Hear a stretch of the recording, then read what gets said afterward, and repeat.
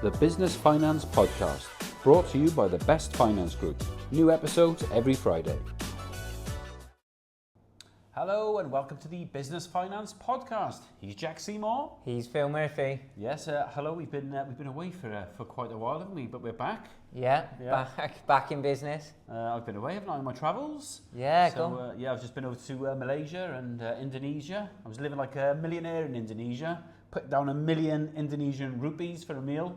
Working out how much it's going to cost. It was about £43 for the four of us, so just having banquets. So, my God, it's unbelievable. It's just unbelievable. Highly recommend you to go over there and try it. Okay, Jack, so this is the first in a series of videos about business acquisitions. This week we're going to look at management buyouts, also known as MBOs.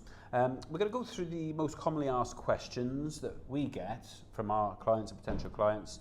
And then at the end we'll discuss a current case study that you're working on, and then we'll hopefully give our viewers and listeners an insight into the process of an MBO, which is something that you particularly do a lot of. So the first question then is, what is an MBO and how does it work in practice? Just a brief overview. Yeah, absolutely. So MBO stands for a management buyout. Commonly, if there's multiple directors or shareholders and they're looking to acquire more shares in that business. Right. It could be that a minority shareholder is looking to buy out a majority shareholder, right, which is the most common type of transaction. Okay, so the second most common question is, what are the most common funding options for an MBO? Absolutely, yeah. This is why we get approached, and this is part of our role as a commercial finance broker. People come to us and they're looking to raise finance for a management buyout, and they say, how do I go about it? One of the most common ways is through a leveraged buyout. Okay. So we'll look at what the business owns, and then we'll look to leverage against that. So that could be against assets, it could be against the profits of the business, it could be against commercial property, it could be against the debtors of the business, so the outstanding invoicing. Yep. The list goes on, but we'll predominantly look at what the business owns and we'll look to leverage against that. Right. So then the contribution from the buying party is as small as possible. Right, fantastic. Now this one I know we get asked a lot, so probably I think it's probably the most commonly asked question. How is the business valued during an MBO?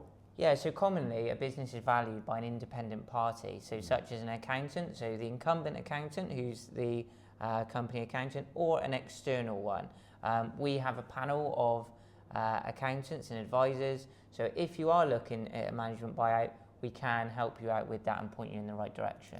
In your experience, what's the typical timeline for an MBO? So every MBO is different, and I only got asked yesterday, how long does the process take? On average, it would take 6 weeks from start to finish. That's not too bad. The main factor in the timescales of an MBO is determined by the lawyers. Yeah. The funding we generally get pre-agreed prior to SPA, which stands for Share Purchase Agreement, yeah, which is the purchase agreement to buy the shares. So the funding is all pre-agreed and the lawyers will determine timescales, but I would say commonly 6 weeks. That's not too bad at all. Of course, there's negotiations and things like that as well, isn't there, which can take a bit of time. So the next question then, what challenges might arise from an MBO? Yeah, one of the most common challenges is funding. How do I fund the MBO? Directors aren't sat on 100, 200, 500,000, so on and so forth, X amount of million of pounds themselves. So they think it's unobtainable. But actually, when they speak to ourselves and we talk through how they can leverage finance for that acquisition, for that share acquisition, then that is one of the most common challenges which we can overcome, which is the funding. Second is the continuity of the management team. So the handover period of when that exiting party, what is their current role and responsibility, and when they're removed from the business, how is the business going to continue to operate, and can they be replaced smoothly? Yeah, so smooth transition, isn't it, after the buyout? Absolutely, yeah. So having that, like you say, nice smooth transition, so there's a little impact on the business as possible. Brilliant, okay. Will I receive the same value selling via an MBO compared to other exit options? So when doing an MBO, you want to weigh up all your options. So an MBO commonly does attract a higher multiplier as opposed to private equity. The advantages of that is that you should know the person who's buying the shares, and it keeps that continuity of the business and as little impact as possible, negative that is, and there should be a lot of positives which a new management team are going to bring in. So a management buyout is always preferable, I would say, from a funding piece as well, because lenders like to see management buyouts because they can see the track record of their business, and they might actually know the purchasing share party already, which gives them confidence to lend. Yeah, that's a great answer. Thank you for that. So the last one we get asked is, what role do external advisors play in an MBO? Yeah, so everyone has their own roles and responsibility, a bit like a football team, I suppose, or any sporting team. So you would have an accountant, you would have someone like ourselves to raise a finance, commercial finance broker, you have a lawyer, so both parties will have independent lawyers, and then you may have other parties as well, such as financial directors, but more commonly than not, you have 3 controlling parties, so an accountant, commercial finance broker, and a pair of lawyers. Yeah, and they'll guide the process, and they'll ensure compliance, the fair valuations, again, smooth execution of the absolutely, yeah, because it's people only do this once in their life. Some people do this several times. There's people out there which have a plan to buy and build, which is for another podcast. Yeah.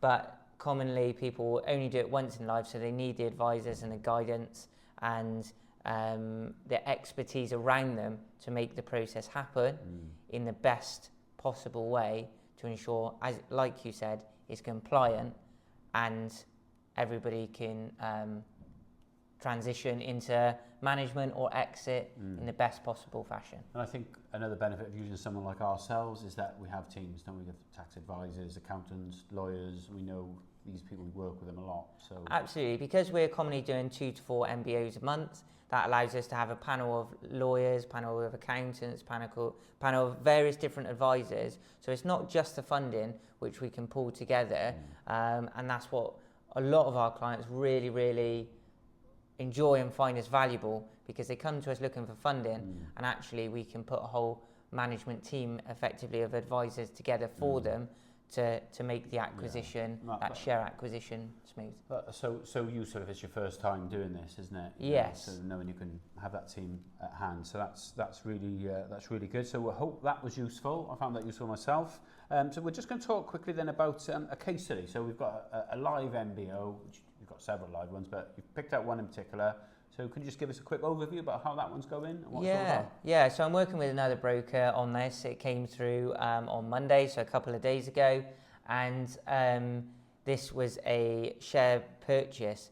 So an investor put in £200,000 of their own money. There's 3 directors. An investor put £200,000 of their own money in at the start to fund the business. Now they're 62 and they want to retire and they want to get their money out. The husband and wife have been running the business, and the investor has had no involvement. So it works for all parties involved. The husband came to me and said, Jack, I need £500,000. The business has been independently valued by an accountant. Here's a report. I need £500,000 to buy 51% of the business. So what we did, we've looked at the accounts, we looked at the management information, and we've really scrutinised the report that the accountants put together to make sure that, it's a, inverted commas, fair deal. Yeah. They're in a really strong position. They're in the construction industry and they own over £1.9 million of assets. On that, there's £900,000 of finance, which leaves £1 million of equity. Commonly, we can raise up to 70% of the value of the assets. So that leaves a potential of 700,000. But do bear in mind, when a lender does value those assets, they may downvalue them slightly to be on the conservative side. So we've got a degree of flexibility there. Yeah. So that's a real nice case which has come through. The husband, the buyer, the buying party, which we've been instructed to act for now, is really pleased because they were, in their words, had sleepless nights thinking, how am I going to do this? I've built this business. Yeah. The investor wants to walk away. What happens if they were to look to sell their shares to an external party? Where does that leave him? Yeah. And he really doesn't want to start himself again on his own, because he's built this business from scratch over the past 12 years. Wow. So Fantastic. So yeah, I'm glad you got in touch with you then. absolutely, And yeah. it looks like it's going through smoothly so Yes, far? it's gone through. In that case, we did recommend a lawyer as well, which again, he's instructed. And we're working towards a timescale of 6 weeks. Brilliant. Superb. Well, there you are. If you're considering any involvement in an MBO, if you've got something coming up, or if you're looking to sell or buy shares from a fellow shareholder, please get in touch with us at thebestgroup.co.uk. That's it for this week. Next week, we're going to do a special on management buy-ins.